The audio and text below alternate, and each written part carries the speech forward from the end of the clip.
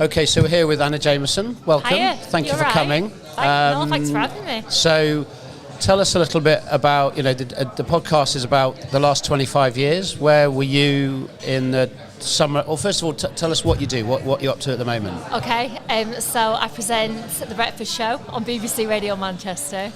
So right now, this is like my tea time. Very good. So, what time do you need to get up for that? 4 o'clock in the morning. 4 o'clock. But I have to set my alarm at 3:30. 3:30. Yeah, which is a good job because I'm single, fortunately. This Yeah. isn't the reason, but I Yes. have like 5 alarms between 3:30 and 4 o'clock, otherwise Yes. I won't get up.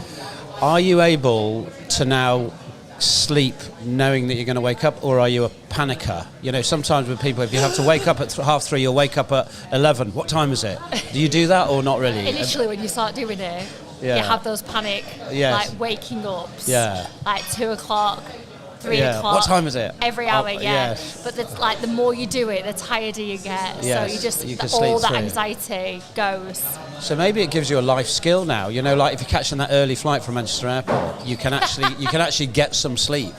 Maybe. Would you be able to do that? I can sleep anywhere. Like, Yeah. in fact, my smartwatch tells me that I've got the sleeping profile of a dolphin, Oh, which very apparently good. means that you can sleep at any point, at any day. You just Oh, take your very sleep good. where you get it.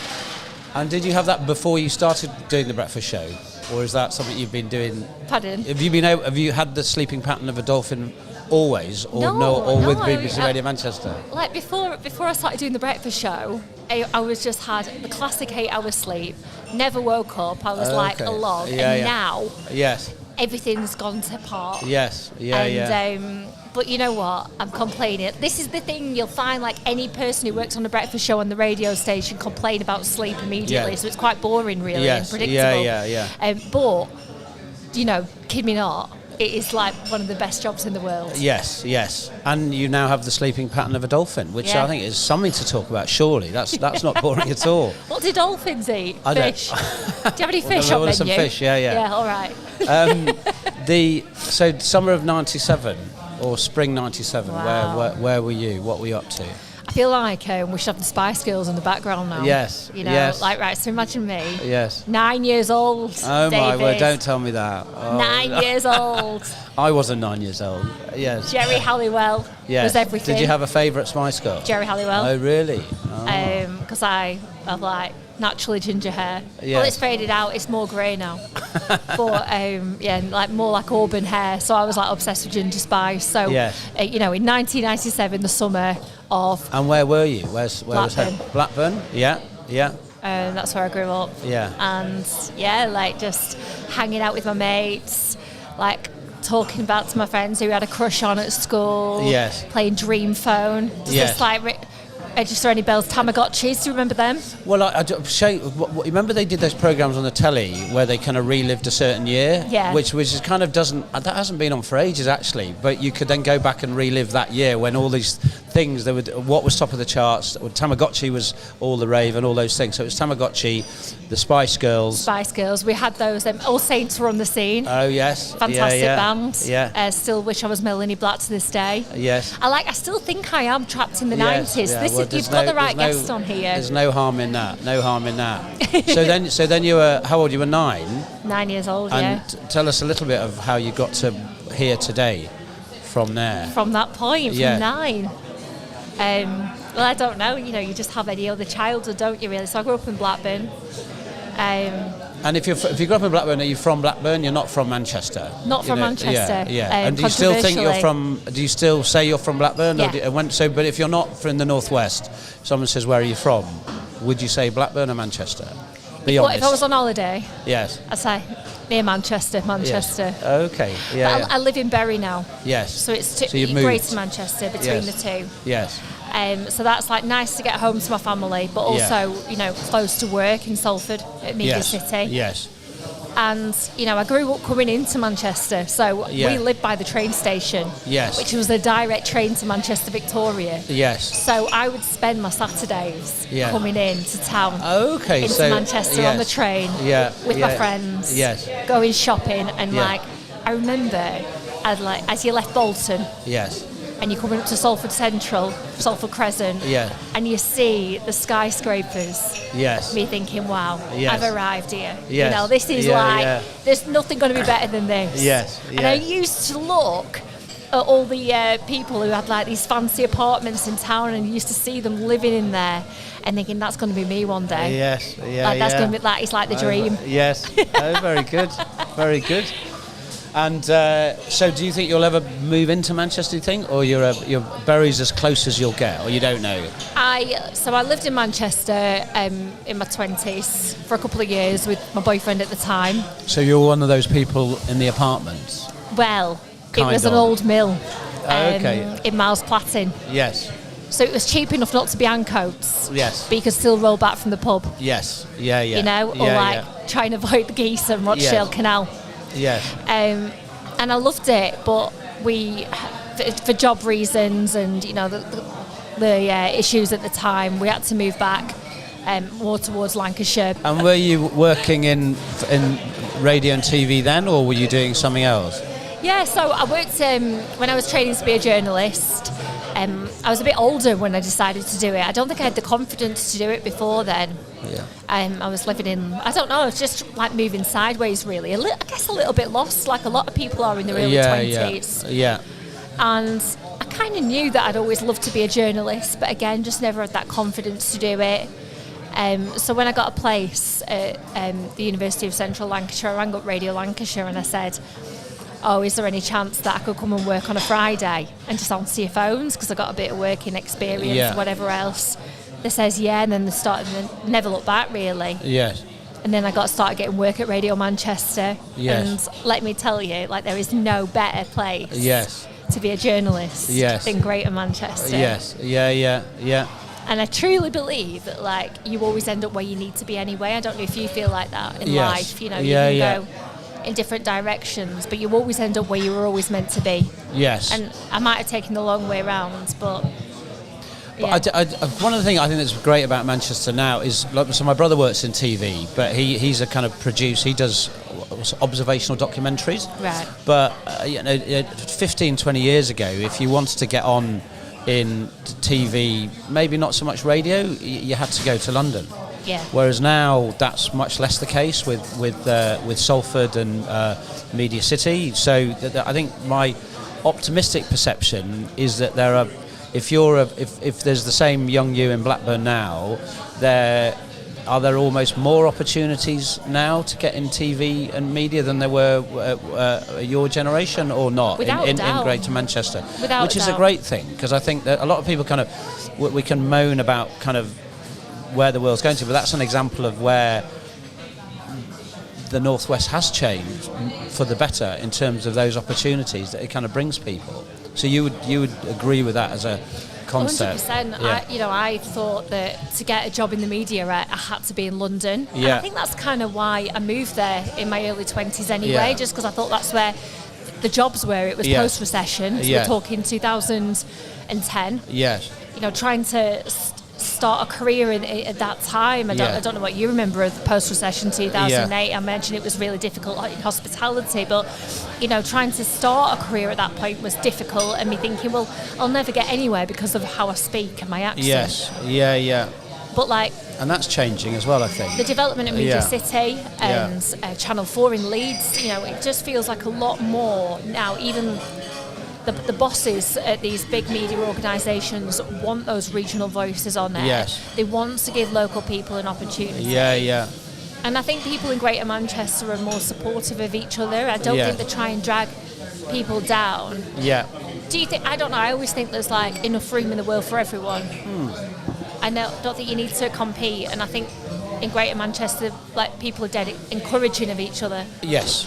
Yeah, no, I would agree with that, and I think there is, it's and there's a bit more of a community. I was talking about it's on one level it is becoming certainly a really significant European city, and actually, but most people in the world will have heard of Manchester, which can't be and know of it in large part because of the football, but actually.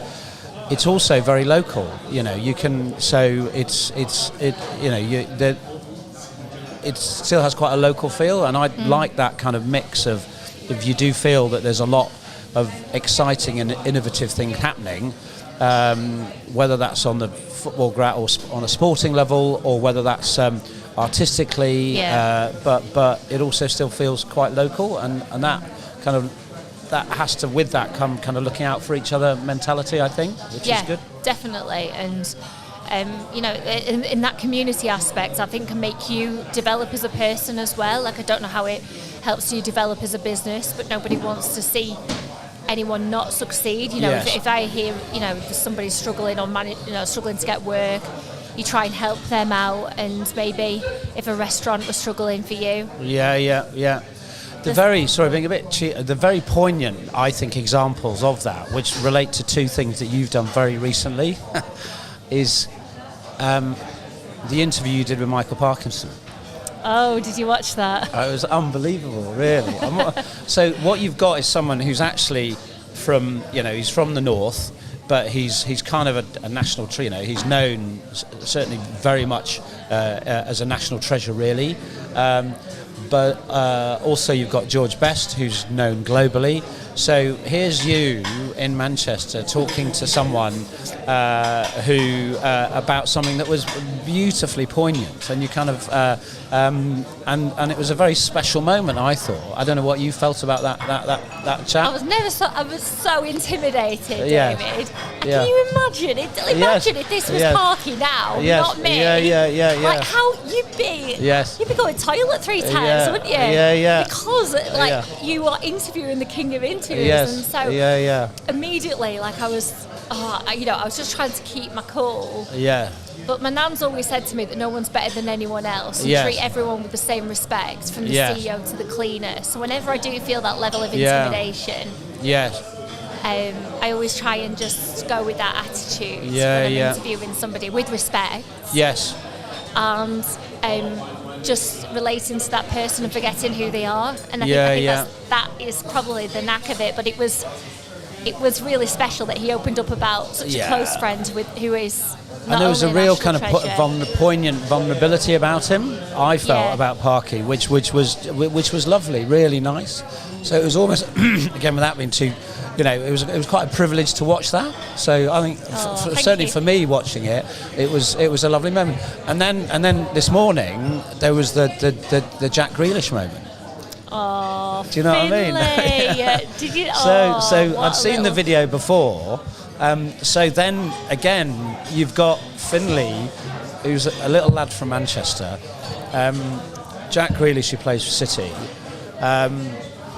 doing something on the world stage. So I think those are two lovely illustrations of what's nice about being in Manchester. Does that make sense? Yeah, completely. And I guess, you know, something there is that you're looking at football-wise, something. You know, talking about George Best, who's like an icon, but maybe now the football of today as well, with Jack Grealish and the young lad. I think it's like that ability as well in Manchester to connect with other people and just get into their level. This morning, so if you don't know the story, Finlay is the little lad who Jack Grealish dedicated his goal to. Finlay, he goes to Manchester City disability team, and before he started there, he says, I had no confidence in football, I didn't really like it, but now he doesn't care, he just wants to do the very best that he can as a footballer and just make sure that he's having fun. He'd written a letter to Jack Grealish saying, you're my favourite player of all time. Yes. And Jack Grealish came and surprised him and said that, what celebration do you want to do? And he was like, a worm. He's like, can't do a worm, I'll get injured. So he did more of an octopus movement with his arms. Yes. And anyway, he scored, didn't he, against Iran last night. It's sixth goal, but Finlay came in this morning. And again, you know, it's not like having the pretences or the airs and the graces. He just came in full of life, not been like a social media star in the last 24 hours, trending in Spain, no less. Yes. Manchester again on the world stage, without any of the pretense. It was special. So 1997, I'm in my Spice Girls platforms, got my blonde streaks at the front of my hair. What are you doing? In this restaurant. So I'd worked. I'm from the north, from Yorkshire originally, but then we'll let you off. 9 years in London, and then came back up here, and we were looking for a site. Then the IRA bomb happened, and everything was off the table. And then eventually, we found this restaurant, which was a physiotherapist clinic.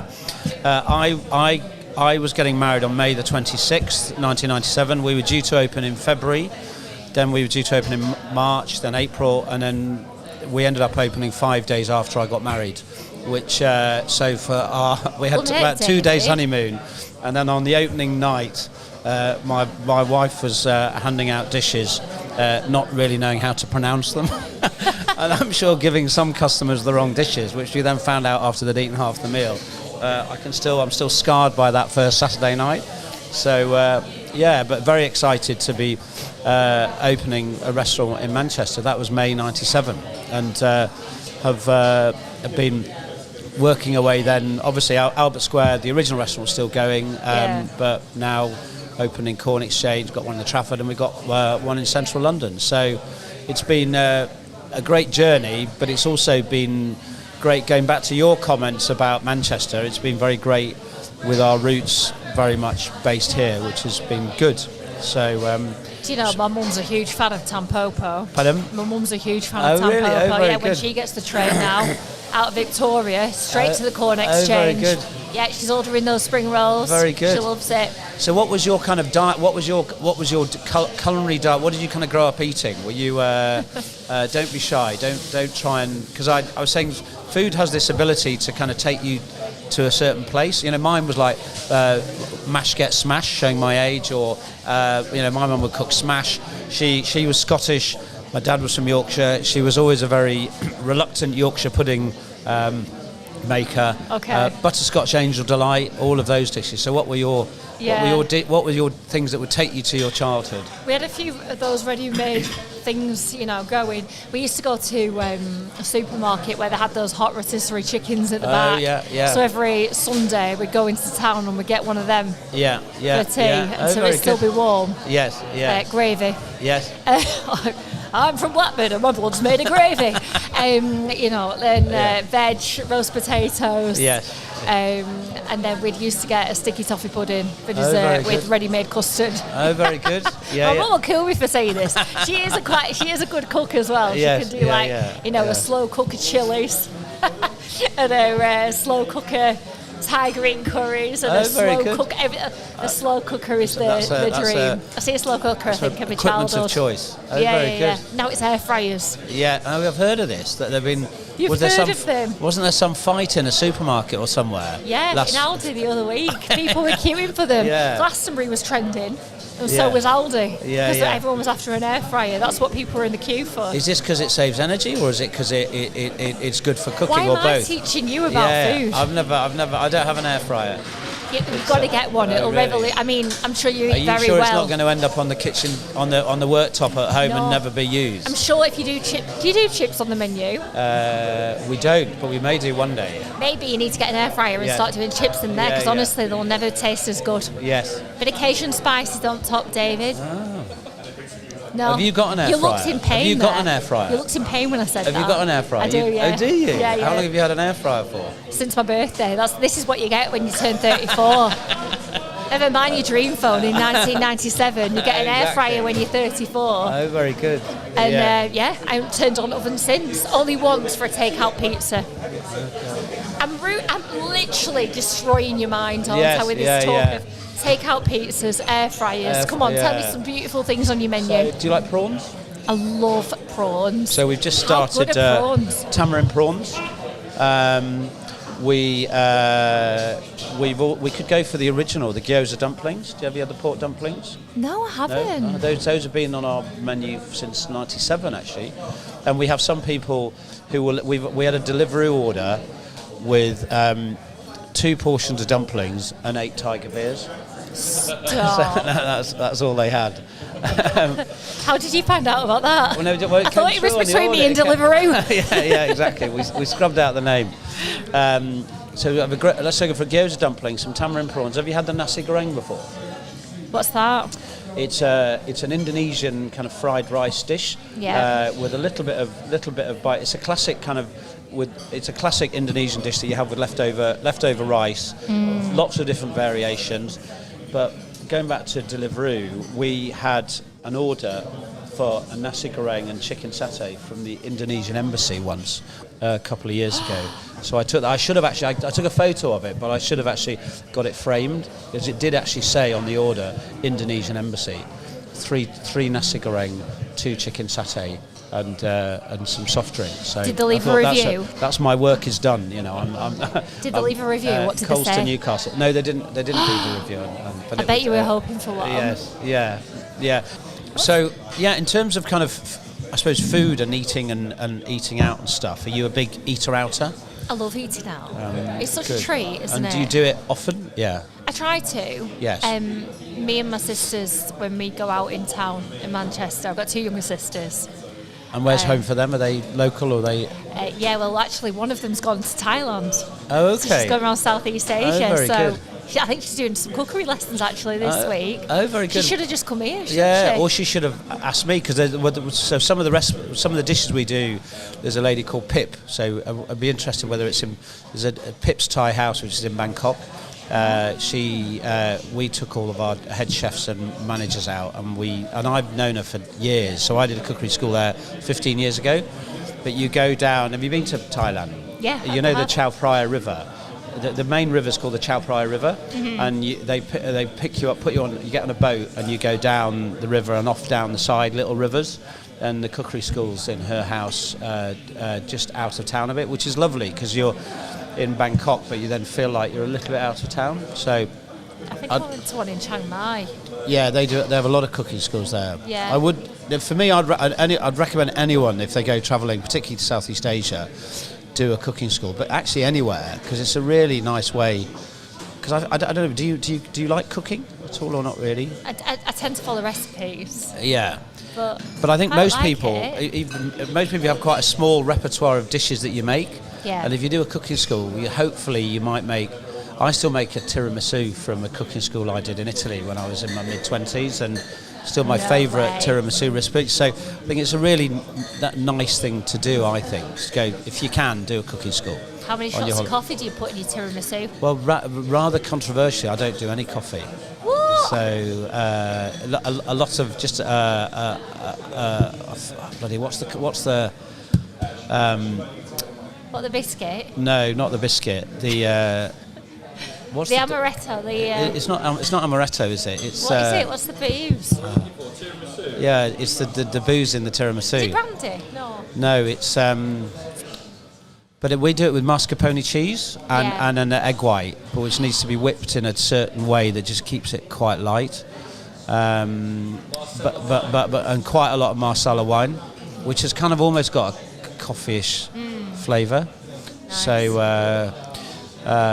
so I'd really recommend anyone to do a cookery school if you're ever on your holidays. Oh, so. Thank you so much. What are these? You've got pork gyozas and then you've got the tamarind prawns in here. Oh, thank you.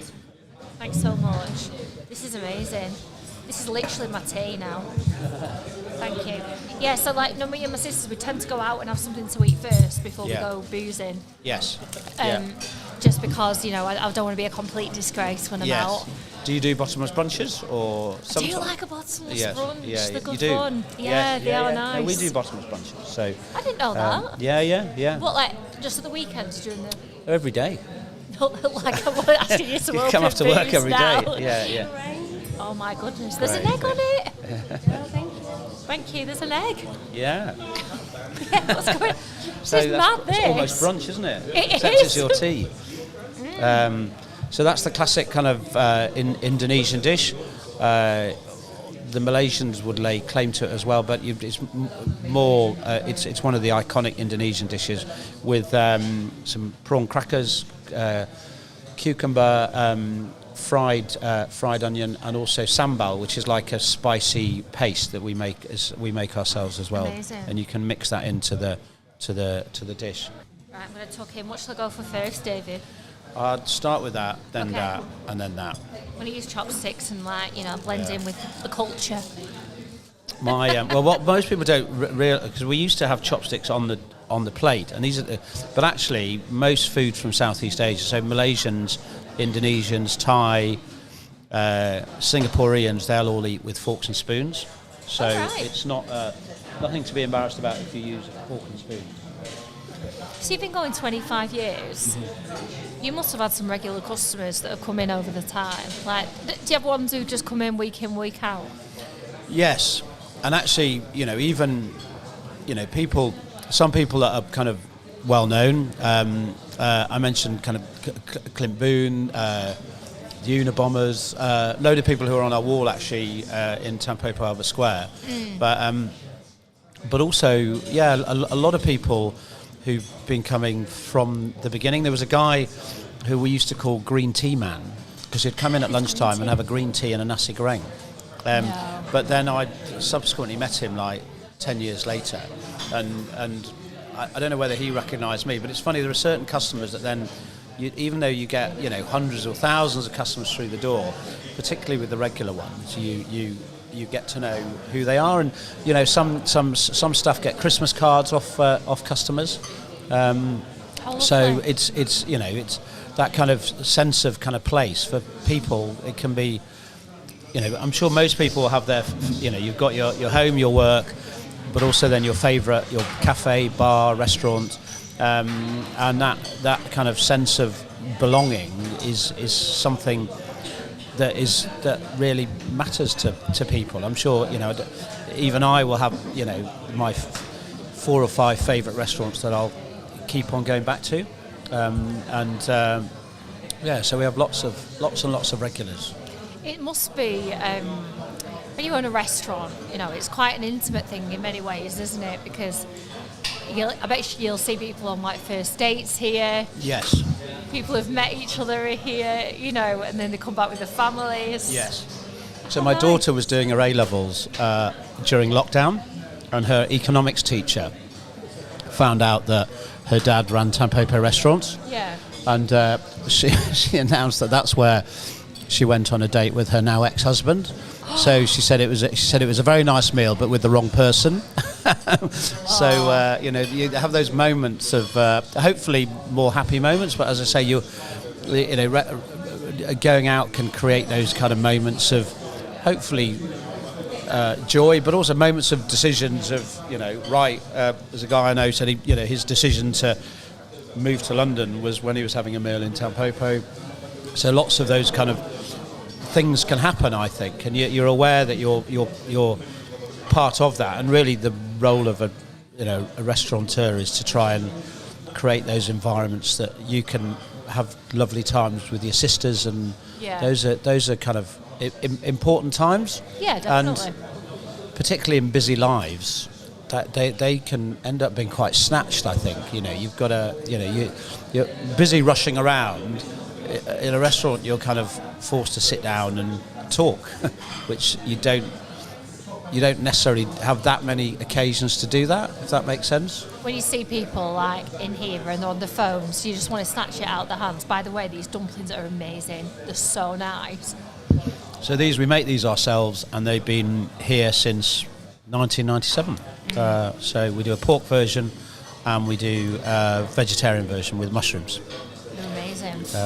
So in 1997, you wouldn't have had your phones, your customers on them. When you see people like little kids on their iPads now and headphones on, do you just want to say leave it out, love? You'd be surprised, actually. Certainly in restaurants. I think in pubs and bars it happens more, but in restaurants it happens less. You will get the odd couple on their phone not really talking to each other, and you think, come on, take your phones off you, have a chat. At least have a row or do something, you know what I mean? Do you give all your customers names in your head? To remember who they are. I'll play the Fifth Amendment. I've hit us all. No comment. No. Go on. So these are this is a brand new dish. It's called tamarind prawns. Have you had tamarind before? No. Tamarind is a fruit that's on a tree, and it's quite goes in the pad thai actually. It's citrusy, but not strong like a lemon or lime. So it's got tamarind, it's got palm sugar, it's got a little bit of fish sauce, which gives it a nice little base flavour, and then it's lightly fried in some flour. Gorgeous. I can taste the sugar as well. I like it when food's a bit sweet, controversially. Yeah. Well, our food is they do like their sugar. in the dishes. So tell us a little bit about, you've talked a bit about the last 25. Where do you see the next 25 going? What would you like to do? Well, will it be 25 years? Let's have a think.